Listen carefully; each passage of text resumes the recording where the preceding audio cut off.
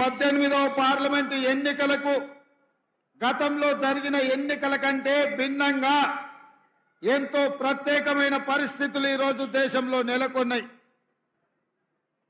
ఎందుకంటే మిత్రులారా, ఈ రోజు భారతీయ జనతా పార్టీ 400 సీట్లు గెలవడం ద్వారా రాజ్యాంగాన్ని మార్చేసి దళితులు, గిరిజనులు, బలహీన వర్గాల రిజర్వేషన్లు ఎత్తేసి ఈ రోజు పేద వర్గాలను దెబ్బతీసి కార్పొరేట్ కంపెనీలకు, అదానీలకు, అంబానీలకు ఈ దేశాన్ని అమ్మాలనే కుట్ర జరుగుతున్నది. అందుకే ఈ మధ్యలో నేను విస్పష్టంగా భారతీయ జనతా పార్టీని సూటిగా ప్రశ్నించిన డాక్టర్ బాబాసాహెబ్ అంబేద్కర్, జవహర్ లాల్ నెహ్రూ గారు, వల్లభాయ్ పటేల్ గారు, మహాత్మా గాంధీ గారు కలిసి ఈ దేశంలో ఉన్న సామాజికంగా, ఆర్థికంగా వెనుకబడి సమాజం యొక్క వివక్షకు లోనైన ఎస్సీ ఎస్టీలకు, ఆ తర్వాత బీసీలకు ఇచ్చిన రిజర్వేషన్లను వాళ్ళు ఆ రోజు మనము వాళ్ళ అభ్యున్నతి కోసం మనం ఇస్తే 75 సంవత్సరాలు స్వతంత్రం వచ్చినా ఈరోజు దళితుల, గిరిజనుల జీవితాలలో రావాల్సినంత మార్పు రాలేదు. బలహీన వర్గాలకు రావాల్సిన అవకాశాలు రాలేదు.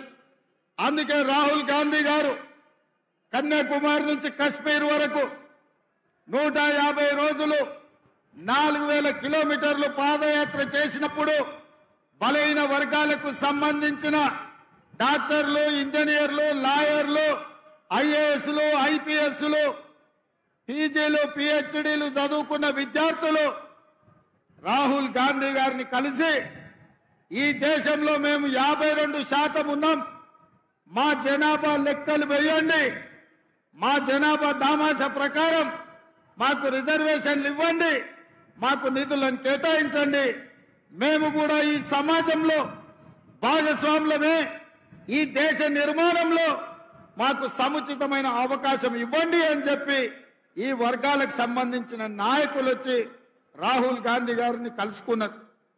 కాంగ్రెస్ పార్టీ సామాజిక స్పృహతోటి, సామాజిక న్యాయం చెయ్యాలన్న ఆలోచనతోటి రాహుల్ గాంధీ గారు స్పష్టంగా తెలంగాణ రాష్ట్రంలో కాంగ్రెస్ ను అధికారంలోకి తీసుకురండి, తప్పకుండా బీసీ జనాభా లెక్కలు కట్టి మీకు నిధులు, నియామకాలకు అవకాశాలు కల్పిస్తామని మాట ఇచ్చారు. ఆ మాట ప్రకారం ఇవాళ ఈ దళితులు, గిరిజనులు, బలహీన వర్గాలు కాంగ్రెస్ కు అండగా నిలబడి 10 సంవత్సరాలు తెలంగాణ రాష్ట్రాన్ని పట్టి పీడించి ఈ రాష్ట్రాన్ని సర్వనాశనం చేసి 10 ఏళ్లలో 100 ఏళ్లకు సరిపోయే విధ్వంసం చంద్రశేఖరరావు చేసి ఈ రాష్ట్రాన్ని దోసుకుంటుంటే మీరందరూ కలిసికట్టుగా అండగా నిలబడి ఈనాడు ఇందిరమ్మ రాజ్యాన్ని, కాంగ్రెస్ ప్రభుత్వాన్ని తీసుకొచ్చింది. మరి ఇవాళ నేను అడుగుతున్న మిత్రులారా, మా బలహీన వర్గాల సోదరులను నేను అడుగుతున్నా, మా దళితులను, మా గిరిజనులను నేను అడుగుతున్నా, మీ అండతోని, మీ ఆశీర్వాదంతోని ఇవాళ ఈ తెలంగాణ రాష్ట్రానికి ముఖ్యమంత్రిగా బాధ్యతలు చేపట్టిన నేను, మా మిత్రుడు శ్రీధర్ బాబు గారు, మా మిత్రుడు పొన్నం ప్రభాకర్ గారు ఈరోజు బలహీన వర్గాలను, జనాభాను లెక్క పెట్టండి అని మంత్రివర్గంలో పాస్ చేసినాం, శాసనసభలో తీర్మానం చేసినాం, దానికి సంబంధించి నిధులు కేటాయించినాం.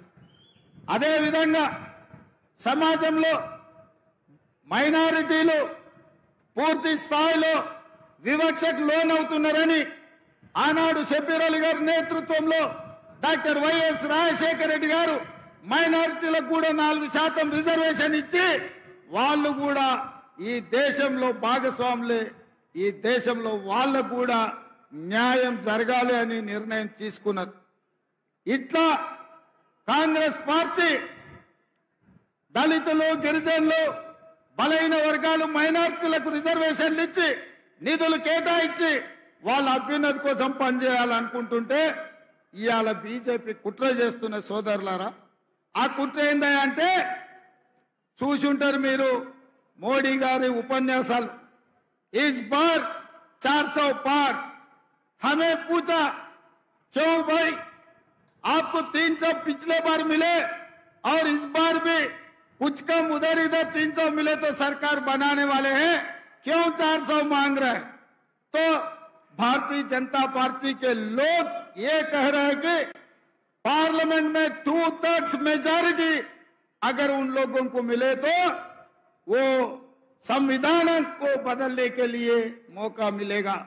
అంటే ఈసారి 400 సీట్లు వస్తే రాజ్యాంగాన్ని మార్చాలంటే పార్లమెంటులో 2/3 మెజారిటీ ఉండాలి। అందుకే 400 సీట్లు తీసుకొని రాజ్యాంగాన్ని సమూలంగా మార్చి రిజర్వేషన్లను రద్దు చేయాలని ఈ రోజు ఆర్ఎస్ఎస్ బీజేపీ కుట్రలో భాగంగా ఈ రోజు వాళ్ళు ప్రయత్నం చేస్తున్నారు। మరి నేను అడుగుతున్నా, మీకు రిజర్వేషన్లు ఇచ్చి, మీకు విద్యలో రిజర్వేషన్లు ఇచ్చి, మీకు ఉద్యోగాలలో రిజర్వేషన్లు ఇచ్చి, ఇవాళ మీకు రాజకీయాలలో రిజర్వేషన్లు ఇచ్చినందుకే అట్లూరి లక్ష్మణ్, కవంపల్లి సత్యనారాయణ, మేడిపల్లి సత్యం లాంటి వాళ్ళు ఎమ్మెల్యేలు విప్పులైనరు, దామోదర్ రాజ నరసింహ గారు మంత్రి అయినరు, బట్టి విక్రమార్క గారు ఉప ముఖ్యమంత్రి అయినరు, బలరాం నాయక్ గారు కేంద్ర మంత్రి అయిండు, సర్వే సత్యనారాయణ గారు కేంద్రంలో మంత్రి అయిండు। ఇవాళ ఉన్న ఫలంగా ఎస్సీ ఎస్టీ రిజర్వేషన్లు రద్దు చేస్తే వీళ్ళందరూ ఎక్కడికి పోవాలి? చదువుకుంటున్న పిల్లలు ఏం చేయాలని నేను అడుగుతున్నా। అందుకే నేనన్నా కుదరదు, మీరు కుట్రలు చేస్తుండ్రు, మీ కుతంత్రాలను తిప్పి కొడతామని వాళ్ళ రహస్య ఎజెండా మీద నేను బహిరంగంగా మాట్లాడిన।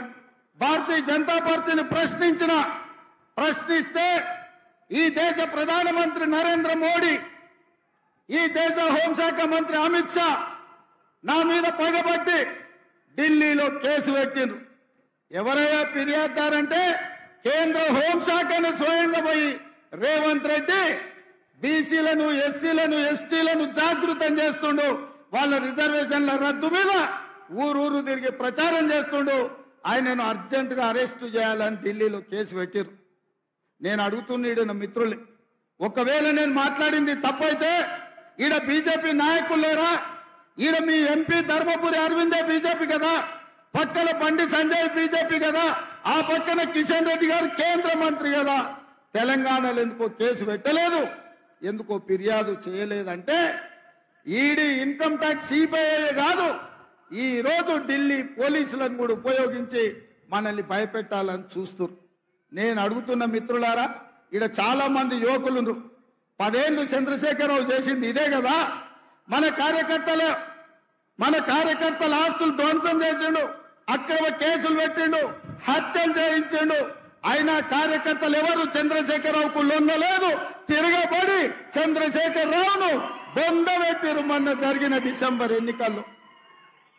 కేసులకు భయపడతామా సోదరులారా? మీ సోదరుడు మీ రేవంత్ అన్న కేసులకు భయపడతాడా? చంద్రశేఖరరావు చెర్లపల్లి జైలుకు తోలితే భయపడ్డామా? చెంచల్గూడ జైల్లో బంధిస్తే భయపడ్డామా?